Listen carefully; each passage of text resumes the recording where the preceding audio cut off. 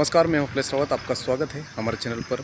आज पुरानी मंडी थांदला के पास में एक नवकार एग्रो एजेंसी जो बीज यानी कि जो किसानों को जो बीज अभी जो मिलता है वो एक एजेंसी थी जो कृषि विभाग के से जिसका लाइसेंस था। और वहाँ से आज किसान वहाँ बीज लेने गए, यानी कि कपास का जो बीज लेने गए तो किसानों को एमआरपी से ज़्यादा यानी कि 3 गुना यानी कि एक कपास के करीबन 100 से अधिक रुपए लिए गए।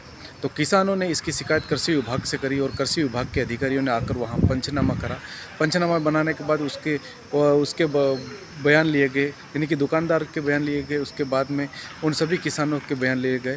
किसान करीबन यानी कि 5-6 किसान दौलतपुरा और आंगड़ियापाड़ा और मोरझरी के गाँव के किसान थे।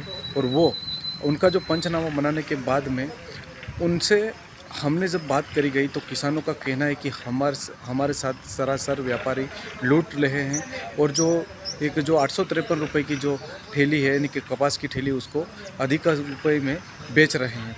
अब थांदला में पहले भी दो एजेंसियों पर कार्रवाई हो चुकी है। पहले एक आदिनाथ एग्रो एजेंसी थी, उस पर कार्रवाई हो चुकी है। उससे पहले सूरज एग्रो एजेंसी थी, उसका लाइसेंस रद्द हो चुका है। लेकिन फिर भी थांदला के जो व्यापारी है वो अभी तक सबक नहीं सीखे हैं। आज हम जानते हैं उन किसानों से, उन गरीब किसानों से कि वास्तविक में उनसे कितने रुपए लिए गए और उस कृषि विभाग के उस अधिकारी से, और जहां पंचनामा बना उस दुकान के बारे में भी जानते हैं कि वास्तविक में क्या था। देखिए हमारे इस खास रिपोर्ट में। ग्रामीण आदिवासी किसान पुरानी मंडी थांदला के सामने उनके हाथों में कपास की ठेलियां लेकर खड़े हैं। साथ में कृषि विभाग थांदला के जो अधिकारी है वह पंचनामा बना रहे हैं। उन ठेलियों में कितना रेट था और उस जो नवकार एग्रो एजेंसी के जो मालिक है, जो सेठ है, उसने कितने रुपए लिए गए, यह पंचनामा बनाएगा। साथ ही वह सभी किसान और कृषि विभाग के अधिकारी मिलकर उस नवकार एग्रो एजेंसी की दुकान पर पहुंचे, जहां पर उन्होंने जांच करी गई और जांच करने के बाद में उनसे पंचनामा बनाएगा। देखिए आगे की रिपोर्ट। बाद में बता दें। शिप्रा कपास मांग रहे थे जिसके लिए किसानों द्वारा शिप्रा कपास मांग रहे थे।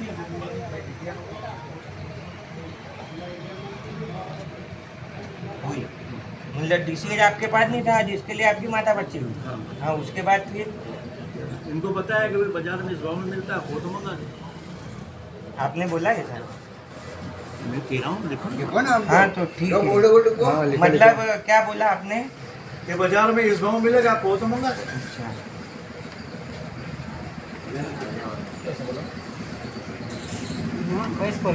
क्या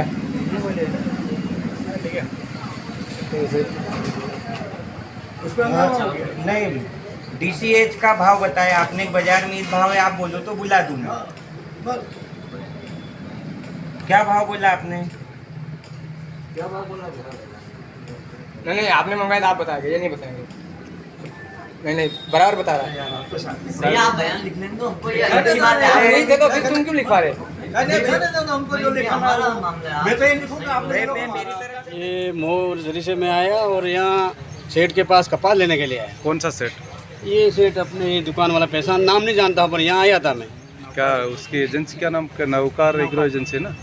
यहाँ आए थे क्या? हाँ, यहाँ आए थे तो हमने कपास मांगा, दूसरा तो नहीं मिला। तो हमने हमारा नाम से मतलब श्री राम शिप्रा करके कपास था, तो उन्होंने दूसरी दुकान थी, वहाँ से उन्होंने यहाँ एड्रेस दिया था, वो तो वहाँ हम आया तो उन्होंने नहीं है जो पहले बोला, उसके बाद में फिर हमको दी। उन्होंने देने के बाद फिर हमने कितने पैसे यूँ बोला तो उन्होंने कहा भाई 2500 रुपया।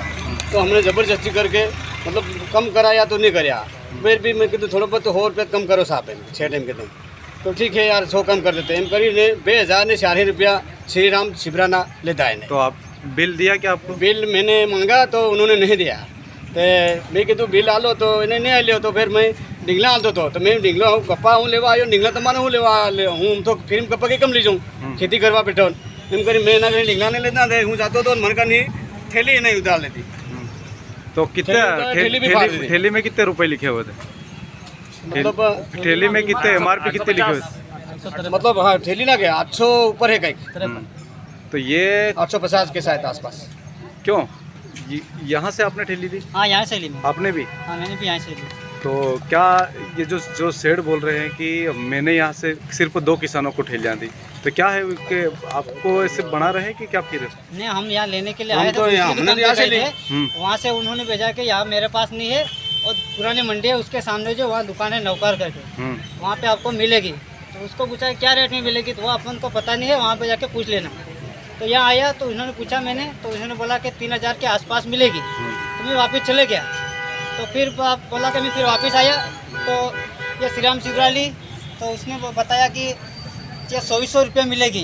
तो चलो 100 ले लो, क्योंकि पानी का बारिश का टाइम हो गया बोने के लिए। जब बिल मांगा तब क्या हुआ? तो मैंने बिल मांगा तो क्या बिल नहीं मिलेगा, तुम टेंशन मतलब ले जाओ हो जाएगा। मैंने बिल तो चाहिए, हम इतने महंगे ले जा रहे तो कपास निकला नहीं निकला तो बिल दो, बिल नहीं मिलेगा। एक डेढ़ घंटे तक हमने बहस की। फिर उसके बाद दूसरा सेट आया, इन्होंने बुलाया फ़ोन करके, तो वो आया तो हमारे पास से वापस छीनने के लिए आया और लो तुम पैसे भी ले जाओ और थैली भी ले जाओ। तो क्या बोला, मैं यहाँ बाज़ार में दुकान थी, वहाँ पे गया तो भैया मेरे को कपास चाहिए। तो बोला कौन सा? मैंने बोला महाराणा प्रताप। तो वहाँ से इसका जो सेठ का जो नौकर था उसने मेरे को वहाँ ला के छोड़ा। वो सेठ ने बोला कि तुम वहाँ यहाँ पे नहीं है, मेरे को दूसरी दुकान पे मैं बताता हूँ। तो वहाँ यहाँ पे आया तो मैंने ये कपा लिया, ये साथ में लिया मैंने। तो मेरे को बोला 3000, पूरा डिटेल भाव बताया 3000। मैंने डिस्काउंट किया ऐसे कैसे करके 2500 में लिया। तो मैंने कितनी 5 ठेली ली थी, 7 ली थी, 2 इधर है पास में।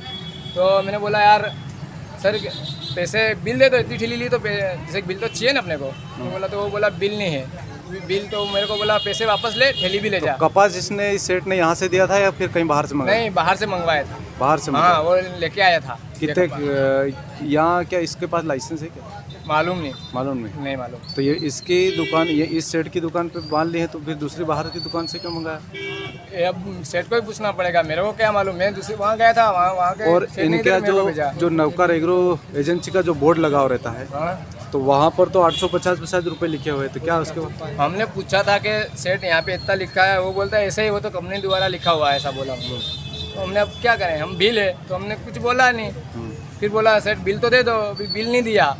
और फिर ऐसे बोला कपास ले जाओ, पैसे भी ले जाओ। मैंने बोला हम ऐसे फालतू के थोड़े ले जाएंगे, पैसे तो देना पड़ता है ना भाई, किसान है तो हम फालतू के किसी के नहीं खाते। तो फिर ये इधर धक्का मुक्की हो गया, फिर कुछ नहीं हुआ।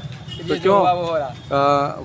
इसके बाद आपने किसको बोला, किसको सूचना करी आपने? किसी को भी नहीं किया। तो कृषि विभाग के जो अधिकारी यहाँ आके, वो तो सर जैसे कि हम हमने करी, आपने करी कृषि हाँ, विभाग मैं करी। तो क्या उनका क्या रुख है अभी? अभी वो कार्रवाई कर रहे हैं। कार्रवाई कर रहे हैं, वो पंचनामा बना रहे हैं। ऐसा क्या पाया गया, कुछ पाया, पता चला? भाई पता तो वैसे चल रहा है, मतलब कुछ तो होगा। जैसे वो सामने दिख रहा है भाई, लिखा पढ़ी हो रही है, कुछ तो होगा क्या?